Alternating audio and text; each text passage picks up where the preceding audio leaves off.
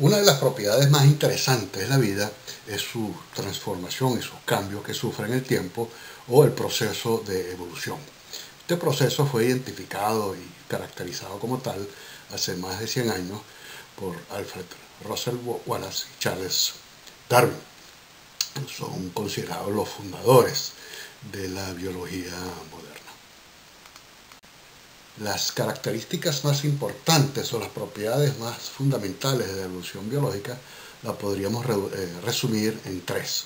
Una es la transmisión vertical de la información o la reproducción del organismo. La otra es la variación que sufre estos organismos a lo largo del tiempo o las mutaciones que sufren los individuos, y el otro es la selección natural o el proceso mediante el cual unos organismos sobreviven y pasan a producir descendientes y otros no. En cuanto a la transmisión de la información, es algo que hoy en día está bastante más popularizado. Sabemos que el DNA, una molécula de ácido deoxirribonucleico, es la que codifica la información que va a servirle a la maquinaria de enzimas y de proteínas de un organismo para producir el organismo nuevo y reproducir todas las funciones vitales de ese organismo. Esa transmisión de información sabemos hoy en día que no se da 100% en forma vertical, es decir, de padres a hijos, sino hay también posibilidades de transformación horizontal mediada por virus o por otras fuentes. Sin embargo, consideramos que el componente más importante de esta transmisión de información es de una generación a otra. El otro componente que mencionábamos es la variación o la producción de mutaciones que producen organismos algo diferentes. Eso lo vemos en cualquier sistema vivo que quisiéramos explorar, incluyendo pues, los humanos. O sea, no hay un humano que sea igual al otro.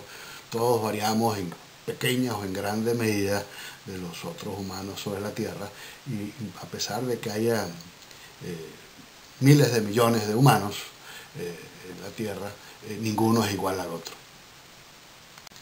El tercer proceso del que hablábamos es la selección natural. La selección natural es quizás uno de los fenómenos más fabulosos que conocemos en la dinámica de la vida. Proceso muy simple, pero que cuesta entenderlo en la profundidad de su contenido. La selección natural funciona simplemente con un mecanismo que selecciona sobre la base de la diversidad que vimos anteriormente. O sea, no puede haber selección natural si no hay diversidad. Para que haya selección tiene que haber diversidad. Si no hay diferencias, no hay nada que seleccionar. Entonces, una vez que haya diferencia, en este caso vemos escarabajos rojos y escarabajos verdes, hay una fuerza selectiva, en este caso un ave, que prefiere los escarabajos verdes a los rojos. Esa presión selectiva hace que a lo largo del tiempo haya una selección, es decir, los escarabajos verdes desaparecen y la población va a estar constituida por escarabajos rojos, de forma que en una época cuando había mayoría de escarabajos verdes, pasamos a una época donde la mayoría de los escarabajos son rojos. Es decir, hay una presión selectiva que determina el color de este insecto en este caso.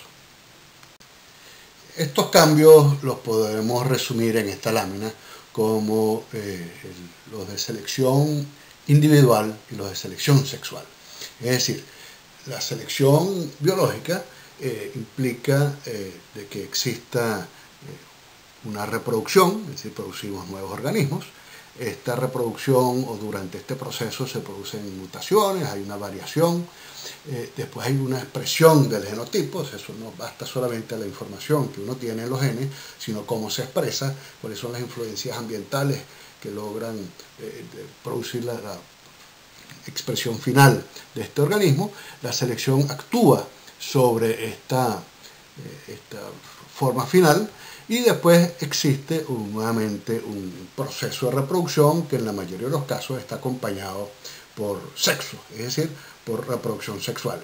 Si ese es el caso, en el caso donde hay reproducción sexual, entonces entra a trabajar otro ciclo de selección, que lo llamamos selección sexual, que es que no todos se van a reproducir. Habrá algunos individuos que se reproducen más que otros. y la forma de reproducirse también será diferente. Es decir, que hay entonces un proceso de selección sobre el proceso de reproducción que actúa sobre el proceso o el ciclo de selección individual. Este es en biología teórica moderna, el proceso integral de selección natural, que incluye selección individual y selección sexual. No todos los organismos vivos se reproducen usando selección sexual. Hay muchos organismos que se reproducen en forma de clones o en forma de procesos que no requieren sexo, es decir, reproducción asexual. Estos procesos de reproducción sexual son muy populares en otro ambiente, que es la evolución artificial que se realiza en computadoras y que se usa en ingeniería o en inteligencia artificial para producir nuevos productos o nuevos sistemas. Aquí vemos un ejemplo de esa evolución, donde en una computadora producimos objetos que tienen algunos subpartes en su composición que se mueven, y la relación entre la forma del objeto y la forma de movimiento de ese objeto permite que el organismo artificial se desplace o no se desplace. Los organismos más exitosos en ser desplazados entonces son seleccionados, producimos mutaciones sobre estos organismos y producimos otra generación de organismos que compiten en cuanto a su capacidad de moverse o desplazarse en el espacio, y así sucesivamente, y vemos cómo a lo largo del proceso logramos organismos artificiales que mejoran su capacidad de movimiento. Según la ventana de tiempo que usamos para estudiar la evolución biológica, veremos una dinámica diferente. Por eso hablamos de macroevolución y de microevolución. Uno de los procesos que emerge de esta dinámica evolutiva es lo que llamamos la adaptación o el valor adaptativo. Por ejemplo, en este caso, este aparato que vemos aquí sirve para qué, es bueno para qué, está optimizado para qué. Esto solo lo sabremos si conocemos la función de este aparato. En este ejemplo vemos que está finamente diseñado y perfectamente adaptado a rebanar aguacate, pero debe ser totalmente inútil para cortar carnes.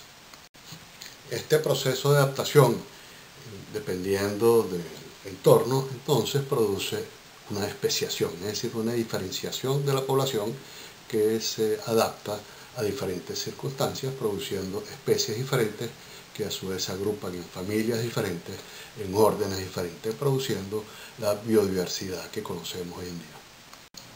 Para entender cómo funciona la selección sexual, tenemos que entender cómo funciona el sexo, para qué existe el sexo. En la base del concepto de sexo, lo que tenemos es un mecanismo para producir variaciones, para producir formas diferentes de expresión genética que produzcan organismos diferentes. Y cada una de estas formas diferentes de reproducción sexual produce dinámicas diferentes. Si analizamos cada una de las dinámicas que conocemos y las que no conocemos, vemos que hay algunas que son mejores que otras. Por ejemplo, la reproducción bisexual, la que utilizamos entre todos los mamíferos, incluyéndonos los humanos, es mucho más eficiente a largo plazo en producir diversidad que la reproducción asexual o la trisexual. Sin embargo, el sexo también tiene problemas, crea a veces exceso de variación, exceso de diversidad. Cuando la diversidad es muy grande, las fuerzas selectivas no pueden trabajar adecuadamente.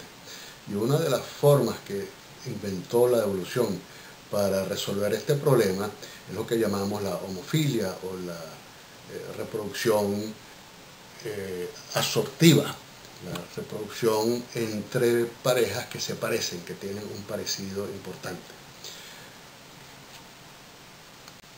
Esta homofilia, narcisismo o preferencia por algo que se parezca a uno es evidente en muchas áreas de nuestra vida, no solamente en la búsqueda de pareja, sino también en la búsqueda de nuestras mascotas, en las preferencias políticas y en muchos otros asuntos que hemos podido estudiar.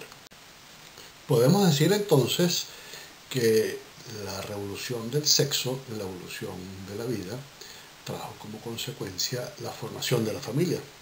Y la evolución de la familia trajo como consecuencia la formación de la sociedad. El establecimiento de las sociedades basadas en la familia es una de las revoluciones más importantes de la humanidad.